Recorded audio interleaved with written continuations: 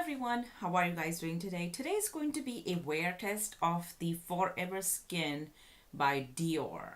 This is, I think, their new foundation, and I received mine as a part of an Influenster Vox box. I'm super excited about that.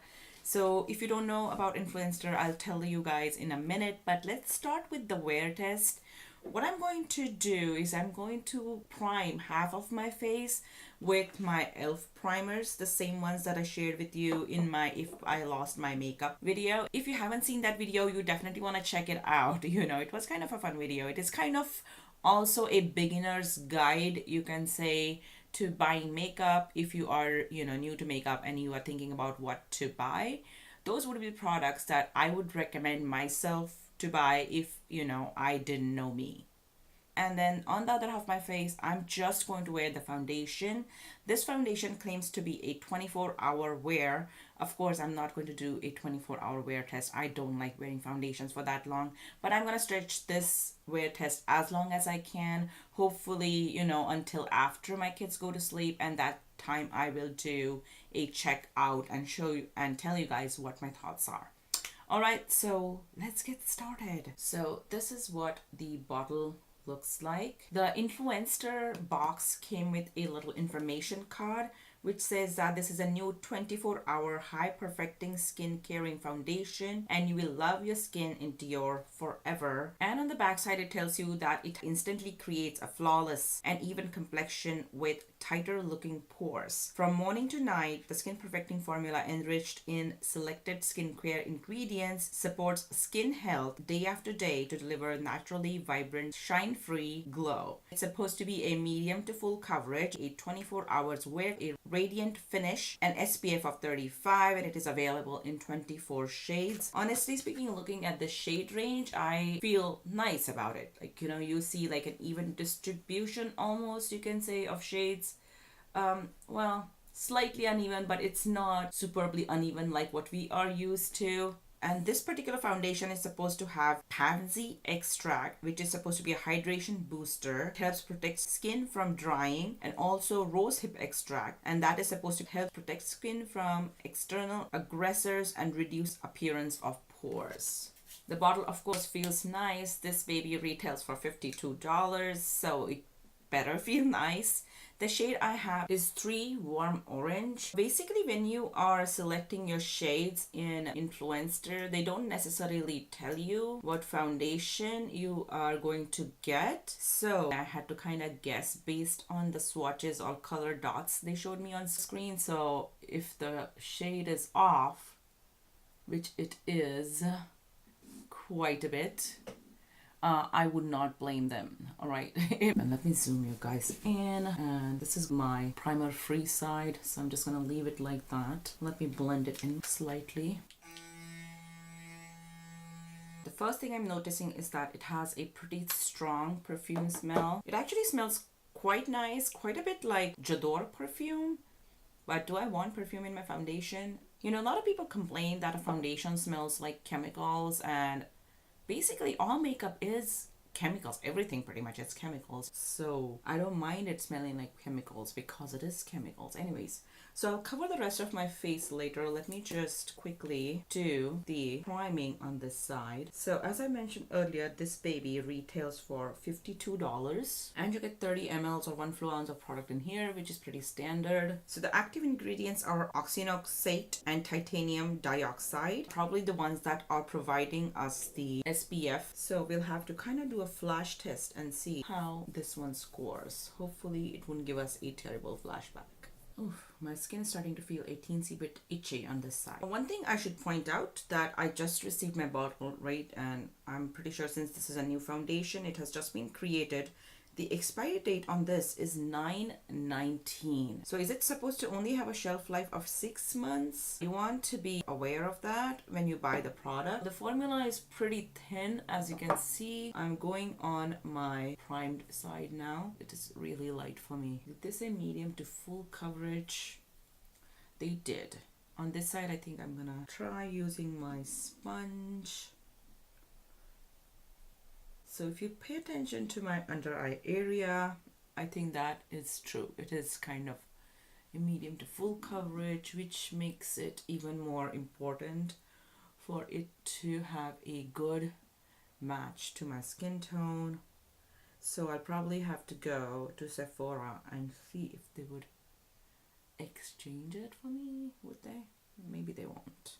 So if I want to keep it, I might have to color adjust this one. Oh, by the way, I should tell you guys that I did go to Sephora's website, and when I put in the warm honey shade that I use for my Hourglass stick foundation, they recommended that I need a shade 4 and I have a shade 3. So that kind of does explain why this is too light for me. The coverage is pretty nice at this point. I think I'm pretty happy with it. Let me finish the other side too. I have a few bumps going on today.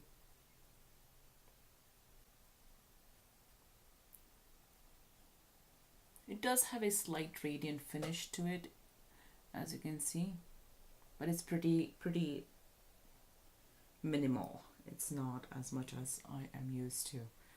Right now I feel like the primed side does look a lot better than my unprimed side. It looks a little bit patchy on my unprimed side. I'm gonna try adding a little bit more of the foundation on it. I have not tried any other Dior foundations, and of course the reason is the price point. I have an Estee Lauder cushion foundation because I got it with my points from Ipsy. So I could not be more grateful for Influenster for sending this my way. By the way, if you don't know Influencer, it is an app as well as a website where you can post reviews of different products, and based on your social media rating and your reviews, they will send you different products to try. Okay. So this is what it looks like. I definitely need to add some serious bronzing, and let me zoom out to hold a second. Yeah, I definitely need to add some bronzing for it to look good, but it is blending out nicely. It's pretty even, especially on the primed side, and I'm very happy about that. I am going to use my Pacifica concealer today and then do the rest of my face. So let me quickly do that. There is absolutely no reason why I should have this much makeup on my face. But I was playing with the Riviera palette from ABH, and eyeshadows for me are like Pringles.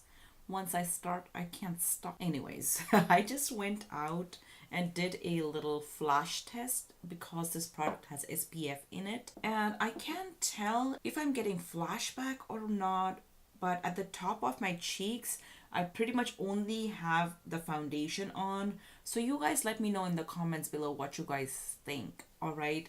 Right now, as I'm looking in the mirror, I do feel that the side where I have the primers is looking much better, much kind of healthier, more skin-like, more even. Whereas on this side, I don't know if you can see it, it is kind of doing something here, and it's a little bit patchy, and it's definitely sinking more in my lines, and there's a little bit of gathering in my nostril crease, not as much as the ColourPop foundation. Have you guys seen that video? Definitely check it out. I'll try to link it in the description box below. Yeah, even my concealer and foundation where they mixed, yeah, I'm definitely not liking the effect where I am not using any primers. So in the future, I would definitely use this foundation with a primer, but let's continue with our wear test today. I completed wearing the foundation at around 11 a.m. and I'll see you guys after a few hours. I would quickly do a check-in in the natural light while my eggs are cooking. Let's ignore the shade difference. Yeah, so it's been, I would say, an hour since I've been wearing this foundation.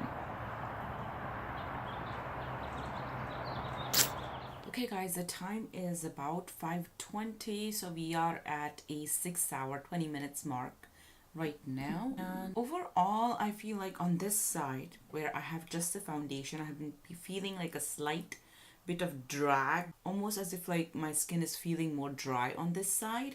And on this side, I have not felt that way. So when I'm looking in the mirror, I can see that this side is slight bit more dewy compared to this side.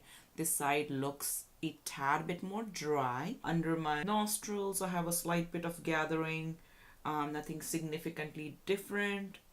And if you look at my kind of like, what are they called, nostrils, then I can see the dryness. If I move my skin on this side, it is not as obvious. On my forehead, I feel like my skin looks nice and dewy, and that is a plus in my books. If you are an oily skin person, you might not like that effect. If I blot it with a paper towel, it is not a lot. This is kind of what I'm getting on it. So no, I don't think it will be a problem if you are oily skinned. If you are really, really oily, obviously you would prefer their matte foundation. But so far, I'm liking it. Not the shade, the actual texture. I definitely need the shade 5 or shade 4 at least. This is 3. Alright, so I'll see you guys after about 4 more hours. That's when I'm planning to take this foundation off. I think that would be when I'm hoping my kids do go to bed by 9. So I did go to Sephora and tested out 3 different shades. 4 warm orange, 4 neutral, and 4.5 neutral. And as you can see, there is a huge jump between these shades. 4 neutral looks a little bit pinkish, and 4.5 neutral is way more orange for me. And 4 warm orange, now I don't even know what's going on here. It's like so freaking light. So Dior has extended their shade range from what they used to have before, but still these huge gaps in the shade range makes it really difficult to find a match in this full coverage foundation. Alright guys, the time is 10:07. So I have been wearing this foundation for a good 11 hours. So I have actually, touched my waist, and let's see. I can definitely see a difference between the no primer side and the primer side. I see a lot of kind of enhanced smile lines and under eye. Yep, my mascara, the ColourPop one, has smudged again today. Not so much on the primed side. I don't know why. I think it could be because the unprimed side was feeling a little bit dry, and I might have rubbed or touched my under eye region a lot more than I did on my right side, as I mentioned in my previous check-in. So that could be the reason. I don't see a lot of difference on my forehead. The skin is looking pretty dry on this side compared to here. A little bit of foundation has gathered in my nostril crease, more on the unprimed side than on the primed side. Can you see that? So I would highly recommend using a primer with this. But overall, I'm loving the finish of this foundation and the way it has lasted. I don't see too many bald patches or any such things on my primed side, and I'm pretty happy about that. But the main question is it worth $52? I have found quite a few really good drugstore foundations that I recently shared with you guys in my If I Lost My Makeup video. Given that, just as a foundation, I am not so sure about that, okay? But given the skincare ingredients, pansy extract, which I had never heard about, and rose extract, which I have heard about, I will have to wait and see and maybe wear it multiple days in a row to see how I feel about the foundation, given that the shade is a little off and I'm not a daily foundation wearer anyways. I only wear foundation when I have special occasions or something like that to go to. For me, personally, it's not worth it. But if you are looking for a high-end foundation that performs well, that lasts well, with a little bit of help with some good primers, and not even expensive primers. I just used my e.l.f. primers, so really inexpensive primers, and with those I think it performed really well. So given the other high-end foundations I have tested in the past, I think this is one of my favorite foundations. So I'm going to give this a 4 out of 5 stars. I'm going to take 1 star away because it is on the pricier side, but performance wise I think it does well. Alright, again, I would like to thank Influencers for sending this my way. And thank you, Dior, for, of course, having it on Influencer. And I'm really, really happy about receiving it and getting to try it. Okay, I hope you guys enjoyed this video. If you did, don't forget to give it a thumbs up. If you're new to my channel, don't forget to subscribe. I'm trying to kind of rev up my editing again so that I can post twice a week. So I'll see you guys hopefully sooner in the next video. Bye.